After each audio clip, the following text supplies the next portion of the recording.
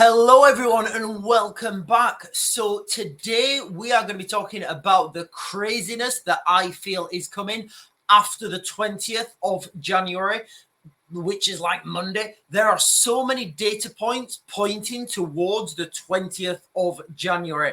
We've got this mass drive from Donald Trump to take more land, more more resources. We've got this mass. Listen, if you are outside of the United Kingdom, we have got trials set also for the 20th of January that I'm going to be talking about. And all this stuff seems to be suspiciously, gravitated around the 20th of January. So we're going to be talking about all that and what I think may happen after the 20th of January. Now, if you guys have watched my previous videos, I've talked about my friend who's in Ukraine. He was supposed to be going out to Pokrovsk. He spoke to me. He says, "Sean, listen, the Ukrainian military have said nobody's going into Pokrovsk until after the 20th at least." So that to me says that at the very minimum, the Ukrainian military are expecting something to happen on or around or after the 20th of January. So since we spoke about that, let's start with Ukraine. Let's go over to the share map, and then I'm going to explain to you what I think is the real danger in that region. Right, so this is the region here where my friend was supposed to be going to, Pokrovsk. This was the situation on the ground. Obviously, red denoting Russian forces, not red denoting not Russian forces. And I'm just going to fast forward to yesterday. That's when the map's updated. And then I'm going to give you a little bit of a broader picture on the ground. So just each click is a day forwards and the Russian movements. Now, just obviously consider the amount of ground the Russians are taking here every day. It's unbelievable. And again, I keep saying this, but when people say, "Sean, do you think the front line's going to fail in Ukraine?" I say, what front line? So this is the key town of Pokrovsk. Remember, okay, this main supply route in here, I think that's going to be the last thing to go, because the Russians will want the Ukrainians to have an exit route. But how people are talking about a peace deal and peace negotiations. Hang on, let me wait for this to load up. So right now, this whole area, there isn't really anything here to stop. There isn't anything there to stop the Russians pushing forwards. There's no garrison. There's no vast amounts of military. There isn't anything. There's no depth positions, really. So as soon as Pokrovsk falls, I would say this town here, Pavlohrad, I would say this main supply road south of Pavlohrad, I would say this whole area, if you look like a triangle here, I would say this whole area could fall within a matter of days, because like I said, there's nothing to stop them. It is literally just flat, open farmland. That in itself kind of does present an obstacle, because heavy tanks can't ride over that when it's when it's wet weather. But right now it's cold and the ground has some firmness to it. But I do think the roads will be utilized. Now, everybody talks about a peace deal and peace negotiations and some sort of ceasefire. There can't be any ceasefire until one of two things have happened. One, the Russians leave Ukraine, take all their soldiers, all their tanks, all their casualties, and agree to rebuild the towns, cities, infrastructure that they've destroyed, and restore the 2013 borders. How likely do you think that is? No, me neither.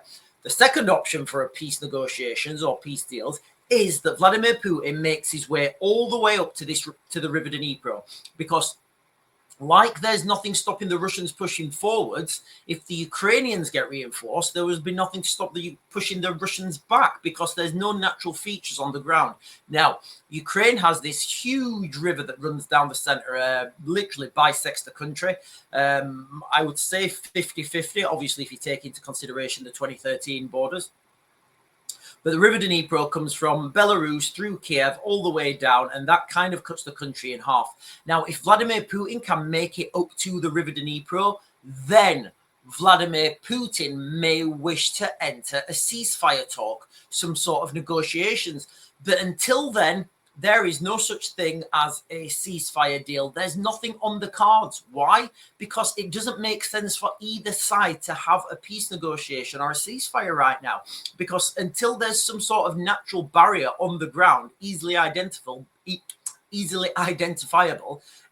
there isn't going to be any sustainable borders. Not least, you can look at the problems in Afghanistan and Pakistan right now with the Durand Line. The Durand Line is a perfect example of how not to draw a border. This border went through the border was basically set up because I think it was the Russians. The Russians went and looked where the British outposts were and said, right, okay, what's the maximum range of those British weapons? Right, okay, let's draw the border just out the range of the British weapon systems. Again, that is a terrible way to draw a border. You need something easily identifiable on the ground.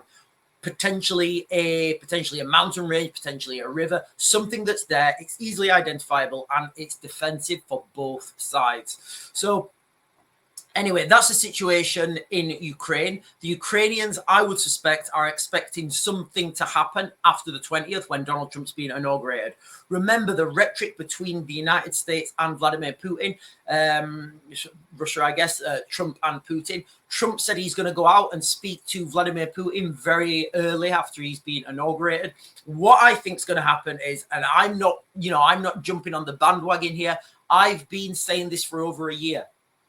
The United States will diverge from the United Kingdom. The United States will focus all their efforts in the Middle East, while the United Kingdom will take the lead in Eastern Europe, in Ukraine, against the Russians. This has kind of already happened anyway. We see these little breadcrumbs and we follow the breadcrumbs and we look what's sprouting out through the weeds, and we can see this happening already. Look at Trump's speech when he said, if the hostages are not released by the 20th, there's going to be hell to pay in the Middle East. So all this, we can see what's happening. We understand what's happening and we can see it. I've done, listen, guys, I'll link the videos where I've spoke about this in depth, why the United States is going to invade, why the United States has to invade Iran by March 2020, at March 2026. That's the earliest it can happen. But this all looks like it's going to start moving on the 20th. Remember those conflict zones we've got at the moment. We've got, we've got Ukraine, obviously. We've got Afghan-Pakistan border. We've got the Middle East that's not, that just seems to be simmering at the moment. And I feel that's going to flare up again once Donald Trump's inaugurated, because guess what? The hostages have not been released yet and time is kind of running out. Anyway, so also on the 20th, ladies and gentlemen, we have got some very suspicious things happening in the United Kingdom. Let me just share this with you. In fact, I'll share this one first. So on the 20th of January this year, we've got this happening. I like. Every time I look at this, guys, I really struggle to keep my emotions down when I look at this, guys. It's absolutely vile and disgusting. And when Keir Starmer laid that wreath, part of me, and this is just my speculation, something wasn't right about Keir Starmer when he was laying that wreath. And my question is, and this is only a question, what did he know when he was laying that wreath? And he got heckled by the people there, and rightly so. And remember what people were saying? Listen, guys, I don't want to get triggered by it. I just want to give you the facts, and I want to try and be as objective as I can be. This trial will start on the 20th of January. Suspicious date to coincide with the US election? I don't know. You guys let me know what you think in the comments. But that's the first thing that's going to happen, that's going to start on the 20th of January. And then if that's not strange enough, we've also got this other, another trial starting on the 20th of January, which is this guy, Ricky Jones, a suspended Labour councillor, has pleaded not guilty to encouraging violent disorder after a video emerges of him appearing to call for far-right protesters to have their throats to be cut. Like, Yeah, he's not guilty of saying that, even though there's a video of him saying that. I don't know what his defense is going to be, but, you know, it's going to be... Listen, guys, okay? I'm expecting this guy to get off with a slap on the wrist. I really am. And then you're going to see how much of a two-tier system we have in the United Kingdom. Remember the background and the trial to the Manchester attackers who beat up the several police officers in Manchester Airport. I believe that starts on the 16th, which is tomorrow. So these suspicious trials that are starting on the 20th. I've done security for media, never in the United Kingdom, always overseas. And what happens is, like, when you're in that sphere, you'll get an email come through from, like, I don't know, head office or whatever. And the head office will say, right, okay, I don't know, John, Mick and Fred. Okay, so John, I want you to go and report. Let's just say, let's just pretend this is the United States and we're heading towards the 20th. Okay, everybody's going to know that the 20th of January is the United States inauguration day. It's a massive inauguration. Look what Trump is all. Look at the gravity that Trump is shifting already, and he's not even he's not even the president yet. It's looking like he's going to take control. The United States is going to take control of Greenland. They're going to take control of Canada, Panama Canal. It looks like the United Kingdom will be part of the United States, and all this sort of stuff before he's even been inaugurated. So there will be a lot of media attention on this inauguration. Now, when these emails come through, or when you're in the office, I suspect in the United Kingdom, it will come down and they will say, right, reporter number one, whoever that may be for whatever article, I want you to go to the United States and I want you to report on the inauguration. I want you to focus on Trump and I want you to focus on this aspect, whether that's his Greenland, his expansion, how he's going to tackle homeland security, whatever. Reporter two, you need to go to Trump as well, and you need to focus on how the Democrats are. So how the Democrats are reacting to this. Are they going to accept Trump? Are they going to, go along with his, with any of his proposals? And then reporter three, I want you to go and you need to look at Melania Trump, Melania, his wife.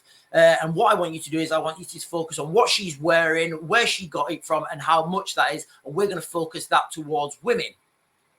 And then all the main reporters then are gone. They've all got their tasks. They're all busy doing that. The trials in the United Kingdom that, guess what, are more important for the United Kingdom. These trials in the United Kingdom, there's nobody there to report them. They don't get media, they don't get the media coverage that they deserve. So these things will wash under the carpet. But guess what, ladies and gentlemen? Because the government and the media have this strange status quo where they're acting like they're 10, 15 years ago, people are going to be reporting on this on social media, and all this information is going to get out. Now, this Southport incident, it sent me absolutely... we have two little girls, similar age. They dance to Taylor Swift, and, it's... That really hit home when that happened to the United Kingdom. And then we had the protests, and I think those protests were the protests, not the riots. I think the protests were I think the peaceful protests were justified, which, of course, peaceful protests are always justified. And then you had the counter protests, and Ricky Jones was counter protesting. So, what was he like? Anyway, we'll leave that. And then this guy, so you've got to think about the what was happening in the United Kingdom at that time. You've got to think about the mood in the United Kingdom at that time. And then you get this guy, Ricky Jones. Let me just put this up on the screen again. I know I've shared this, but let me just jump this again. You get this guy, Ricky Jones, who is a Labour councillor, so he's paid for by the government. He's part of the Labour Party. This lovely gentleman. He got up there and he shouted and he called for far-right protesters, whatever that means, for them to have their throats to be cut. So, look why these protests started. He was essentially on a counter-protest, and he's calling for this. I genuinely can't find words to describe what was going on through his head. Now, furthermore to that, how many more of these Labour councillors and councillors across the country, but I do think the problem does lie with Labour. the lion's share of the problem. How many more of these councillors are in these positions of power, are in these positions in local government? You know, we've seen the Labour 25 list where it's showing you all the Labour councillors, all the Labour politicians, all the Labour MPs, everybody who's been involved in, you know, pretty wild stuff. So how many more are there out there? Like Ricky Jones, if that's how he feels about somebody who's, you know, he perceives them to be far right. And again, if we're perceiving people who are to be far right that are out there protesting and against things happening to little girls at Taylor Swift's concerts, if that's how we bracket far right, okay, that's how we bracket far right. I don't personally think that's true. But if that's how he thinks, do we think he gives an objective opinion when he's allocating whatever he's allocating, whatever his role was in council? Do we think he's been objective when it comes to, you know, certain demographics of people? And, you know, the more we see this unravel, you know, these tentacles just become deeper and deeper. And like, you know, when we was on the live stream yesterday, I had to stop a few people because they were saying things that were really, really deep.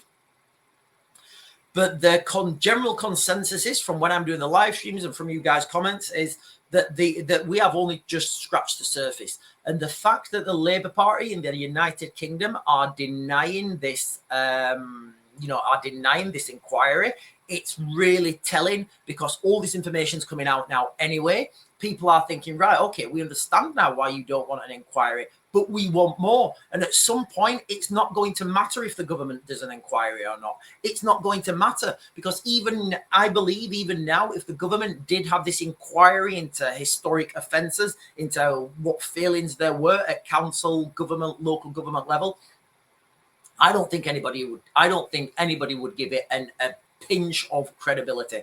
I think the real credibility now comes from social media. The real credibility comes from, you know, people like myself who've got absolutely zero, you know, I get zero funding from the government. And, you know, and I grew up in Rotherham in the 90s, so I knew exactly what was happening. But again, when you're blinkered and you don't have access to wider information, you only think it's happening in your small area. But apparently this was happening all over the country.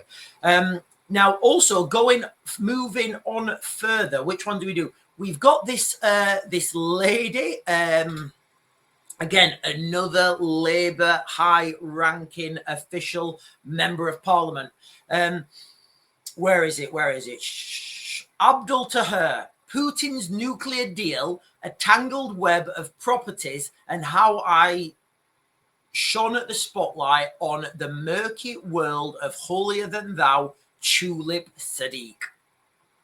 So we've got this Labour MP now who has resigned, Tulip Sadiq. Ladies and gentlemen, how by the beard of Zeus and Odin's eye, how was this lady allowed to have a position that she did in the British government with her connections to the Bangladeshi, you know, to Bangladesh?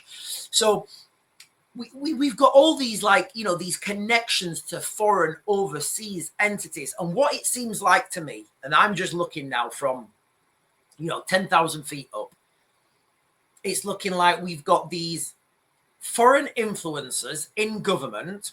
Then they get in government, they try and extract as much money from the working people as they can, and then they leave. That literally looks, to me, that's what it looks like. That's what it looks like is happening. I've done many videos and I've said we need to get all foreign investment out of the United Kingdom. Every single penny of foreign investment. In fact, you know what, guys?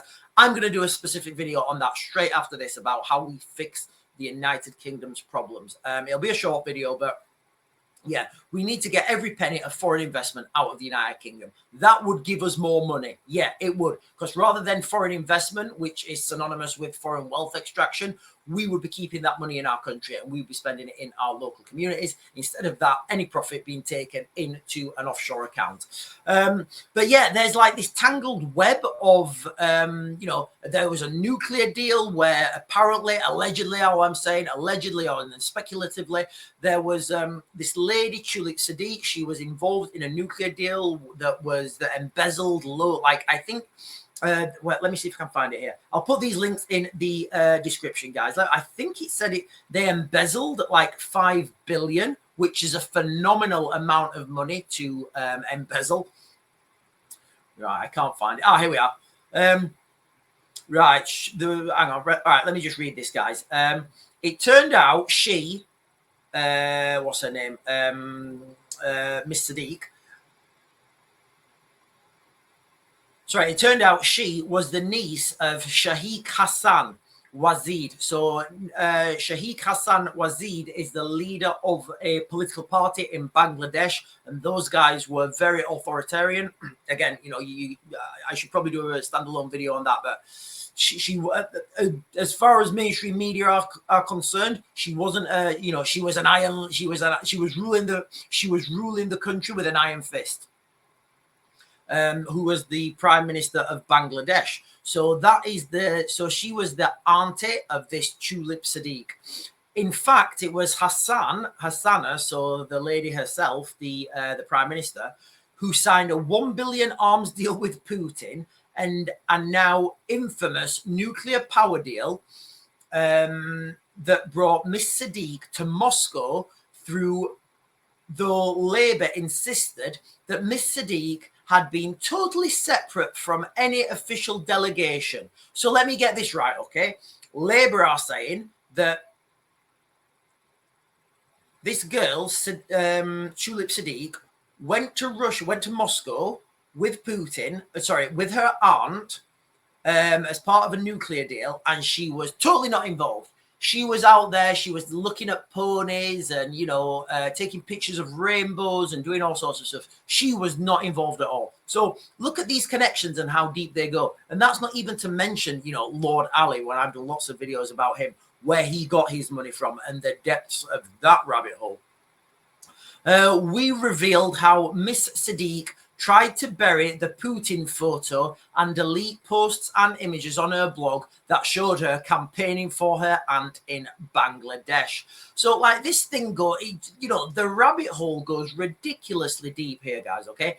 In 2022, holier than thou, Miss Sadiq was noisily criticizing then Chancellor Rishi Sunak over his wife's tax affairs and non-dom status. Again, all these guys, it just seems like all the time you look at it, guys, okay, all the problems in our country can be solved by getting rid of every penny of foreign investment. Let's just get it out of the country. That will solve all our problems. The problem is there's too much foreign money coming in, and our politicians are too weak and spineless to say, well, actually, if you invest 5 million in my constituency to an overseas investor, if you invest 5 million into my constituency, then we're going to pay you that back because you will want to profit from that, because that's what investment means. Otherwise, it would be a gift or a donation.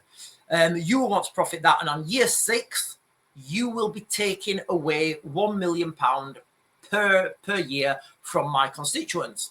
And I don't want that. I want my money kept in my constituents. So the problem is they will give that MP like 50 grand, 100 grand. It doesn't matter, because they're going to be making that money back off the profits, off the taxes. And what do the government do? They have to print more money, which raises inflation, which brings down living costs for everyone.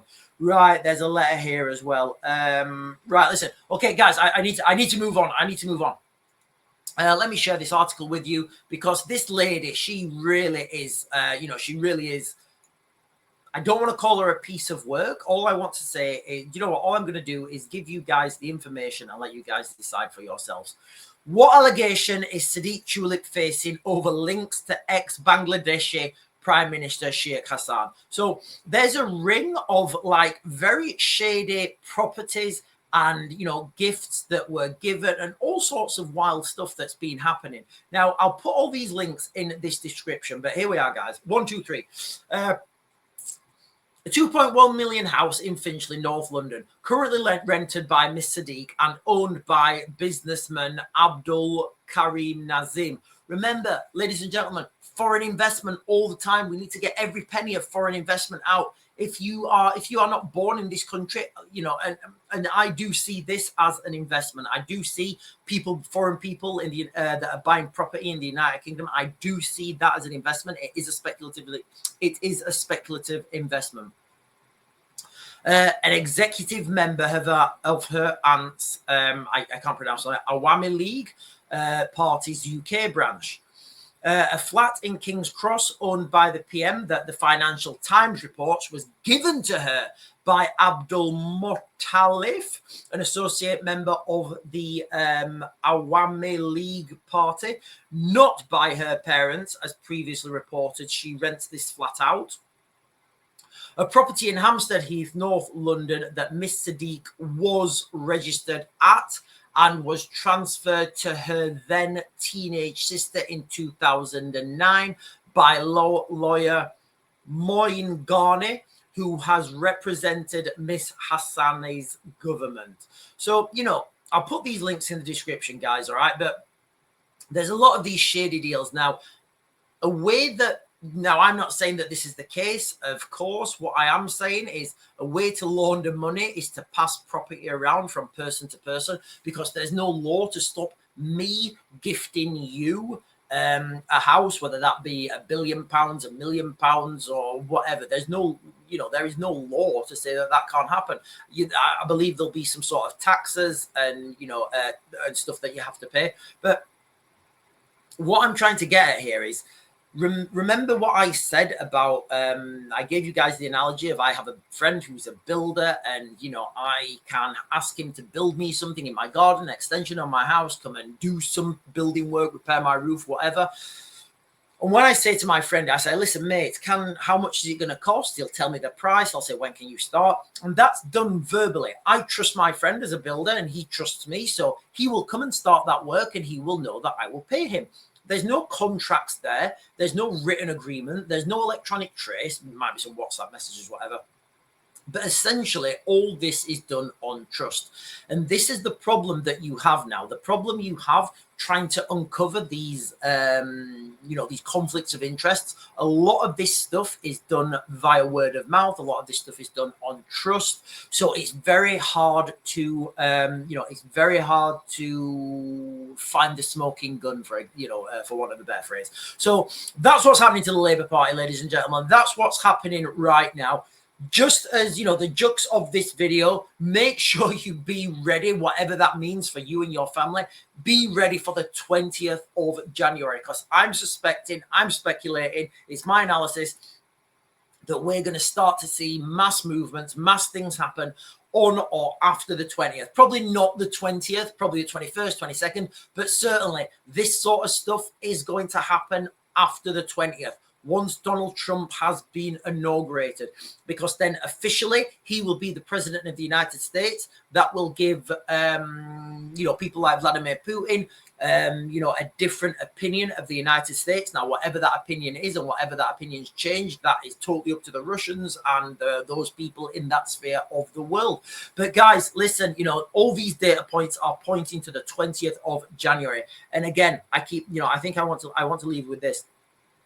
It's very suspicious to me that the dates for these trials of the Southport, I don't even know how to describe this, the Southport incident and Ricky Jones. It's really suspicious that those two trial dates have been set for the for the 20th of January, the same day that Donald Trump's been inaugurated, and the same day that we will have minimum news coverage on national politics, on national events, because all eyes will be fixed on the United States. Anyway, guys, I'm going to mag to grade it. I'll get you guys another video later.